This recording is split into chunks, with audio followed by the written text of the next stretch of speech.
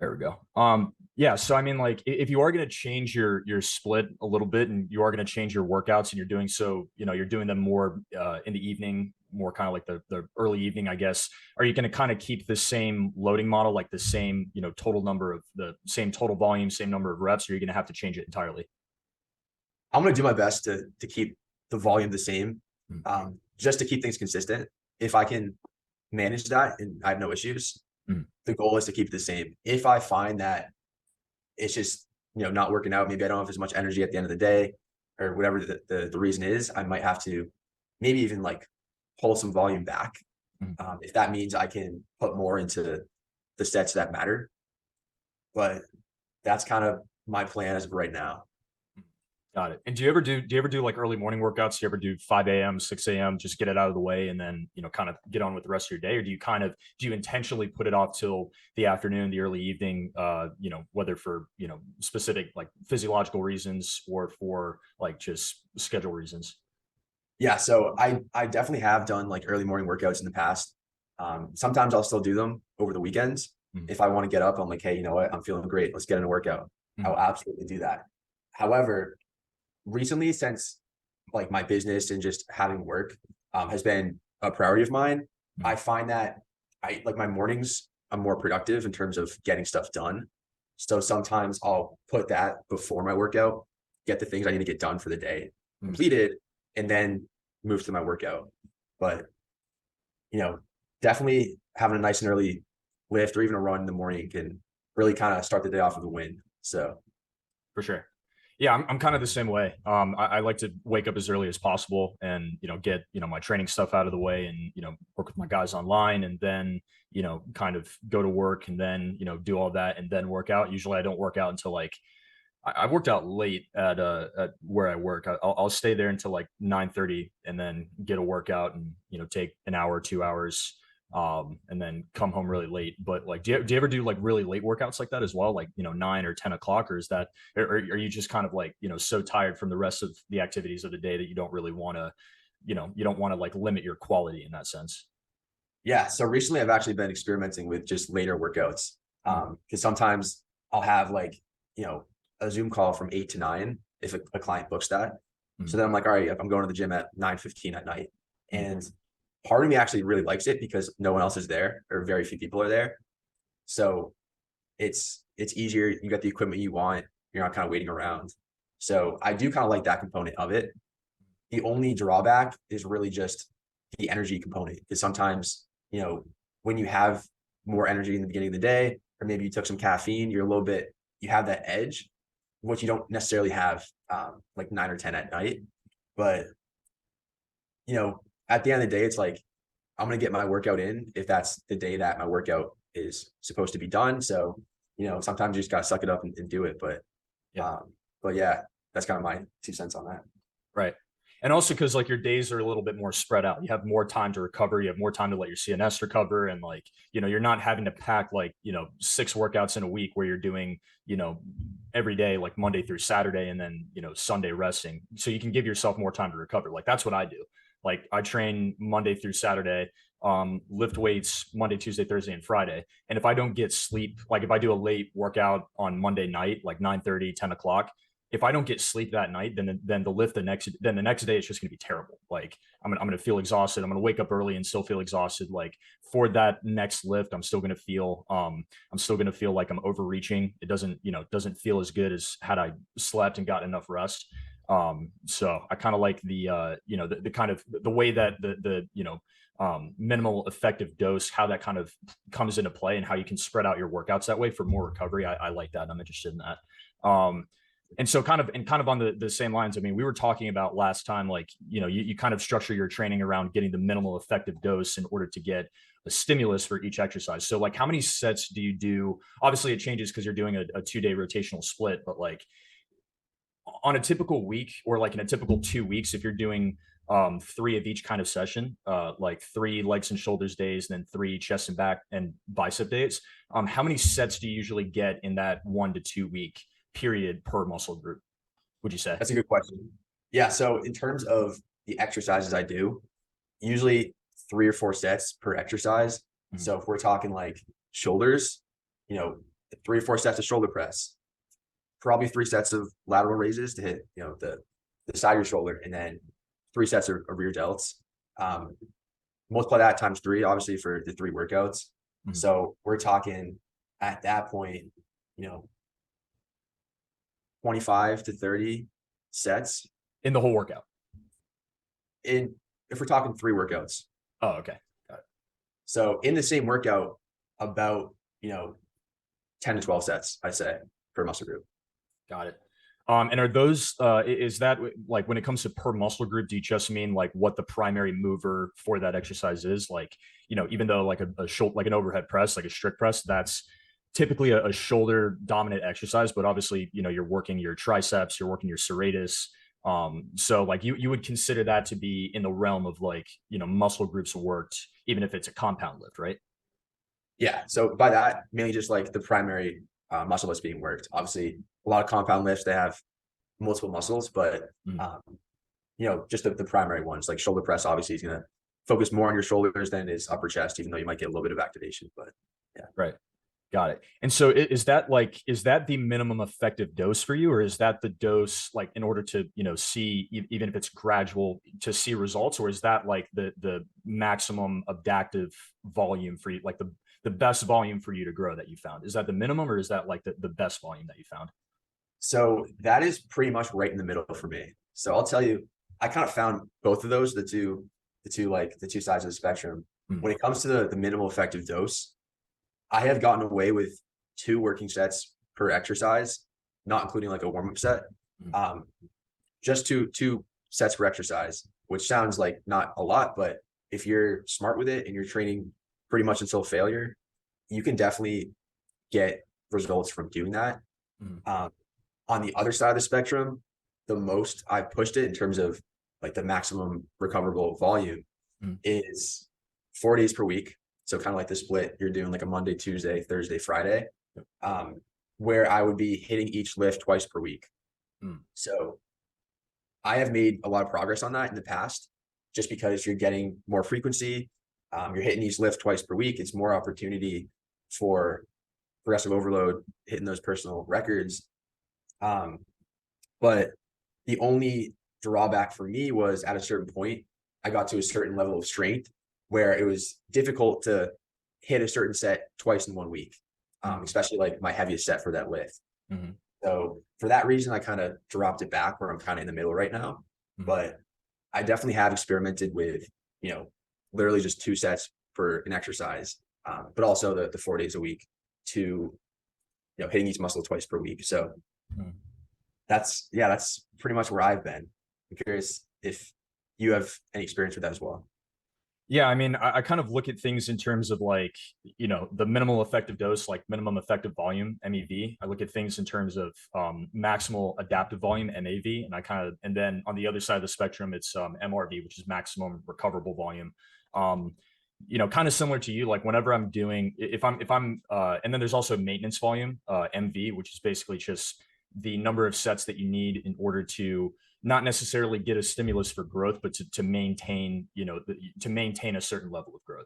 And usually for me, like the maximum recoverable volume for me is like anywhere from, I would say 30 to 40 sets in 1 week. And that's across 4 to 5 days of training. But also I add the Olympic lifts in there as well. So that can kind of, depending on, which specific lifts you're doing, they can be either more like posterior chain, like glutes and hamstrings dominant, or they can be more quad dominant and knee dominant. So that's like my maximum recoverable volume. But if I'm doing a week like that, if I'm doing 30 to 40 sets in a week, and you can probably relate to this, I'm exhausted. Like, especially because I don't sleep very well. I sleep probably six hours a night at most. And I recover pretty well if I stay within like below that margin. But if I hit that margin, or if I go any higher, then I'm just not recovering at all. And like in terms of minimal effective volume, I usually have to get at least, I would say at least kind of like you were saying, like at least 10 sets a week of working a particular muscle group, even if it's a compound lift and it's working multiple muscle groups. If it's the prime mover, and if it's like the primary focus of the lift, then if I get, 10 sets, then that's the minimum that I would need. And then maintenance is like 5 sets, anywhere from 5 to 8 sets a week. That's when I cut the volume down really, really low, and then just go ham with the intensity, whether it's load, trying to peak, trying to get like above 85%, or if I'm looking for a particular bar speed, like I'm trying to get above, moving the bar 1.2 meters per second, stuff like that. So those are kind of the values that I operate from. Like the maintenance volume is anywhere from 5 to 8 sets. Minimum effective volume, similar to yours, is like 10 sets, 10, 12 sets. And then maximum is anywhere from 30 to 40. I actually, before my knee surgery, when I don't know if I told you about this, but in October I did Squattober, and I front squatted on Monday, I split squatted on Tuesday, I back squatted on Thursday, and then I front squatted again on Friday, and then I Bulgarian split squatted on Saturday.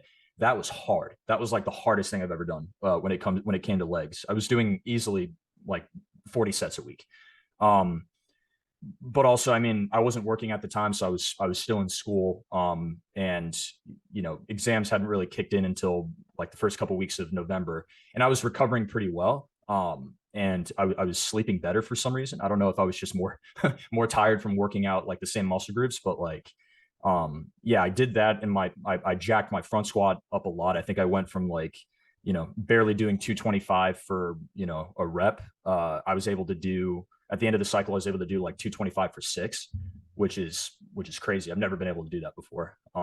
So have you ever done kind of a system like that, where you've kind of done a little bit more like higher frequency train? I know like you're not a perpetrator, but you're a success story when it comes to like minimal frequency but maximum quality. But have you ever done the other side of the spectrum? Have you ever done like maximal frequency, trying to work each muscle group like 3-4 days a week, or have you not really done that?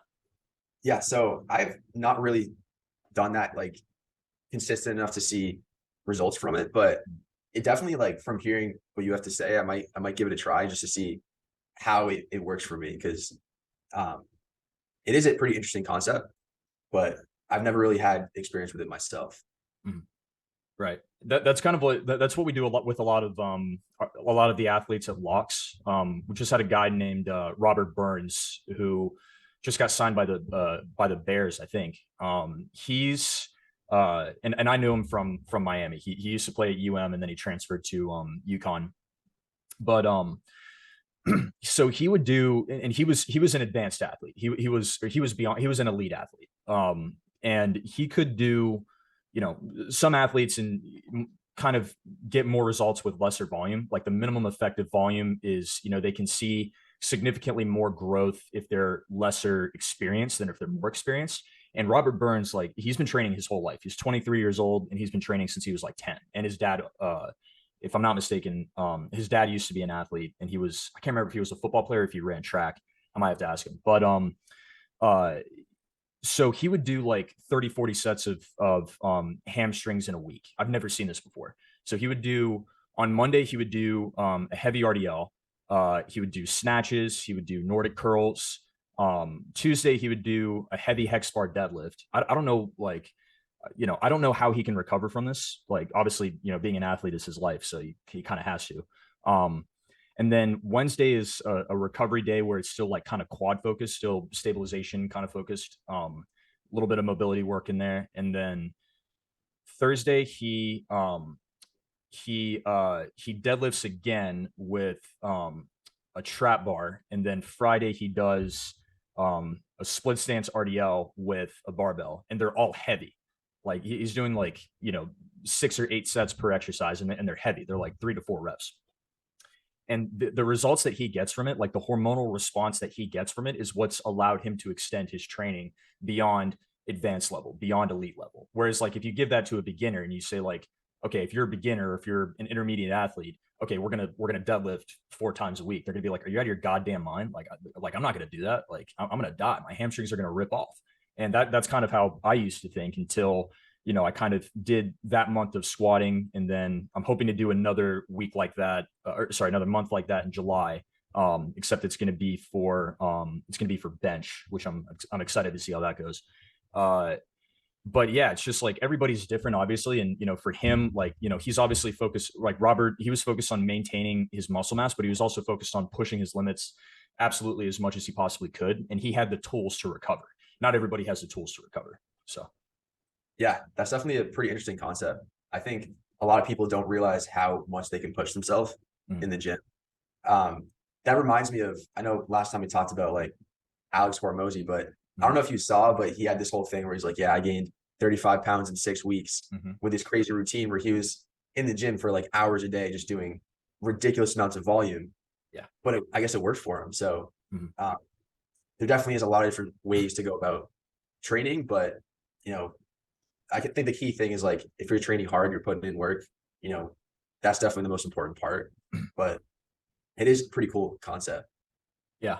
I think yeah, on the topic of Alex Hormozi, I'm pretty sure I know the system you're talking about. I think he also talked about at some point, Alex Hormozi talked about one of the diets that he was on for, I don't know if it was for that period of time, like that specific time frame, or if it was for multiple months, multiple years on end. But he did I don't know if you've seen his video on it. He did this diet called the protein and carbs diet, and it was basically just lean protein, lean meats, and carbs, pasta, rice. Like he would throw nothing else in there. He wouldn't do any healthy fats. He wouldn't do any avocados. He would limit the amount of vegetables that he was eating and the amount of growth. And he was like, in the video where he talks about it, he's talking like, he's talking about how hard it was and how boring it was. Like you're basically just eating chicken and rice like every single day. And he was like, it was the worst diet I've ever done. I don't recommend anybody do it, but I gained 30 pounds of lean muscle on it, and my energy levels were like consistent. They were pure.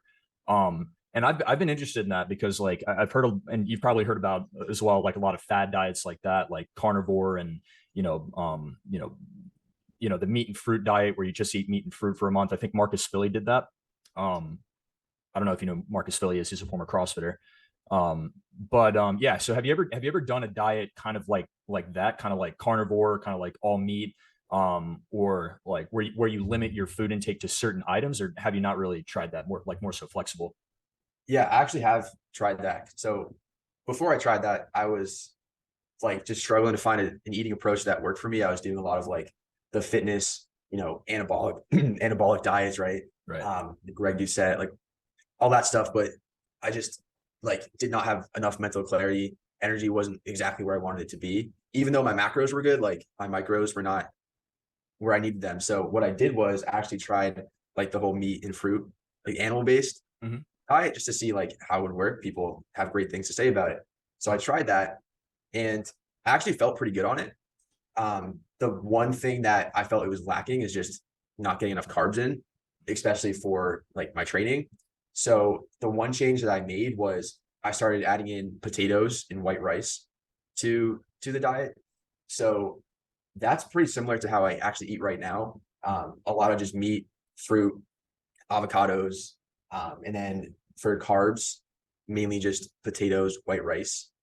And I find that when you kind of simplify things and just focus on nutrient dense sources, not only do you have more energy in the gym, but you have more mental clarity and you also just aren't as inflamed. Like you don't really have stomach aches or, feel suboptimal. Um, which I can compare to back when I was having all like the protein ice creams and popcorn and all the other things to try and like be satiated. But Mm. that's what I've been doing now, and it's been great. So Got it. So you're still on that diet. You're still on that system of like kind of eat clean, paleo, try to limit the foods, that kind of stuff. yeah, for the most part, I kind of have this 80-20 rule type thing where it's like, all right, 80% of the food I'm going to have is going to be those like types of foods, Mm-hmm. but 20%, like I'll be flexible. If I want to eat other things, I will do that. Mm-hmm. Just in terms of what is going to make me feel the best, perform the best, those foods have been the best for that. So Got it. Yeah. It's kind of, a lot of people kind of see, similar results when they kind of go from, I guess, a standard American diet, which is, heavily processed, lots of different types of carbs, lots of different types of energy sources. And you're kind of like diversifying your diet unnecessarily, a lot of seed oils as well. And then when they switch to kind of, eat cleaner, meat, fruit, some starches, you do vegetables as well, right? yeah. Okay. Yeah. So like, and then some vegetables in there as well. You know, it can have some pretty profound results for people, regardless of what their goal is. Just eating nutrient dense foods is still wildly underrated. And it doesn't matter what your goals are. Like if you're an athlete and your goals are more, you know, performance focused, more strength, power, and speed focused, or if you're trying to lose weight, there's a number of studies that show like even if you're not decreasing your caloric intake. If you're trying to lose weight and you're not necessarily decreasing your caloric intake, but you're replacing your normal diet, your normal kind of, you know, SAD diet, standard American diet, with nutrient dense foods and with a pretty limited kind of like staple foods, like foods that you will always stick with and foods that you will always prioritize over others, the results that they can get in a relatively short amount of time is it would surprise a lot of people. So I'm actually working with or sorry, go ahead. I was just gonna say, I've experienced that myself just because, you know, now with the foods that I'm eating, I can get away with less calories, eat even less protein, and still see good results. Than back when I was having not as good quality foods, I would have to get more protein in because it wasn't the best quality protein. And I also would have to get more calories in. So it is kind of cool how you can, like, by getting in more nutrition, you know, you don't have to necessarily eat as much quantity. So Yeah. Have you seen this video called Minding Your Mitochondria? It's a TED Talk. I have not. No. I can send it to you. This is one of the most profound videos I've ever seen, and I saw it. One of my nutrition professors at showed it to me. Let me see if I can pull it up. But just got to turn on my mouse first. So I'll send you the link. But basically, the video is about this woman named Dr. Terry Walls, and she has MS. She has multiple sclerosis. She's a physician. She's a doctor. Very smart woman. She was struggling with her disease, and she was seeing a lot of you know, she was degenerating. You know, her mental clarity, her abilities were slowly kind of progressively getting worse and worse and worse. And she, instead of taking, I mean, obviously she went on all these treatments when it came to medication, when it came to different types of treatments and stuff like the traditional kind of, you know, modern medicinal routes when it comes to treating MS. But then at one point she just started not seeing any more benefits. She started seeing more detriments to doing these treatments. So she was like, how can I change my diet in accordance with brain health and with mitochondrial health? Because I think that's the primary problem with my body. And I think that's the primary problem with most people's bodies. So she changed her diet to a Paleolithic diet. No carbs, no starches, no processed foods. She basically eats uh, grass-fed meat, green leafy vegetables, sulfur-rich vegetables, bright colors like fruits and peppers, like polyphenol type foods, a lot of antioxidant-rich foods, organ meat, and seaweed. So those kind of six food groups are what allowed her to go from having full-blown MS, like not even being able to walk, having to go around with a wheelchair. Now she's 100% back to normal. She literally cured her symptoms just by changing the quality of the foods that she was eating in order to support her mitochondria. So here, let me copy this and I'll send it to you. I want to do a YouTube video to kind of review what she's talking about and how this can relate to younger athletes because, you know, obviously like obesity rates are rising, a number of chronic health issues are rising. And like, if you don't teach young people how to have good habits when it comes to their diet and their nutrition, then it can get even worse than it already is. So I'm curious about doing something along this line with my athletes. So Yeah, I mean that's a great concept, especially now. I feel like, you know, like you kind of said, a lot of people just don't eat the best quality foods, and when you're eating a diet with seed oils and processed sugars, you're more likely to have all these health issues. And it's unfortunate because doctors don't care about really, not necessarily don't care, but they don't focus on the root issue, which is your nutrition oftentimes. And instead people are just taking like pills and creams to try and fix it. Where if they just, you know, really kind of learn more about nutrition and learning about the nutrients that they need, people would just be overall more healthy. So it is a really cool concept. 100%. Yeah. So she goes into like the benefits of you know, sulfur-rich foods, like sulfur-rich foods for brain health, and you know that can obviously, you know, brain health and mental health is a big issue today for a lot of people, you know, of our age and even younger than us, which is scary. So I feel like, even though, her use for this diet, for the Waltz diet, as she calls it, it's basically a paleo diet, minimal processed foods, limit carbs, high quality protein, high quality vegetables, stuff like that. It can cure a number of different issues that we don't even know about yet. Definitely. Yeah, I'll have to give this a watch for sure. So, but yeah, I mean, so there's a lot of kind of, and some people, obviously, you were talking about how you add, starches to your diet, potatoes, rice, stuff like that. What does like your plate look like usually? Do you kind of do, as you've added back, vegetables, as you've added back carbs, like if you were to make a plate, whether it be your breakfast, your lunch, your dinner, like what would the portion sizes look like? Yeah, so my dinners are more balanced in terms of a source of usually lean protein, Mhm. like grass-fed beef or chicken or turkey, whatever it is, Uh-huh. with a pretty moderate size of potatoes or rice. Obviously, me Mhm. personally, I like to get in more of my starches towards the end of the day, just because you know I find when you plan the beginning of your day or even the middle of your day with less carbs and just more protein and fats, you have more mental clarity. That's just from my experience. So for dinner, I do include a decent portion of carbs, and then I try to get a vegetable source as well, just for those added micronutrients. But Mhm. um, definitely, dinner definitely is a more balanced plate, where the other, breakfast and lunch are more of like a protein and fat centered plate. So Got it. So you get your meats in there, you get, your healthy fats, and then you kind of get your carbs towards the end of the day. Is that every day? most days, yeah. This is okay. Got it. Okay, awesome, man. Well, yeah, that's kind of, I'm very interested, kind of, in what you were talking about, like, prioritizing protein and fats, kind of towards the beginning of the day, and then towards the end of the day, doing more carbs, for recovery, for glycogen restoration. So I'd be interested in talking about that a little further. But I do have to say, we have less than a minute on the Zoom meeting. I still haven't updated it yet. Planning on doing so, sometime very soon, because I'll be doing more of these meetings. But it's been great talking to you, man. I hope we can talk more often.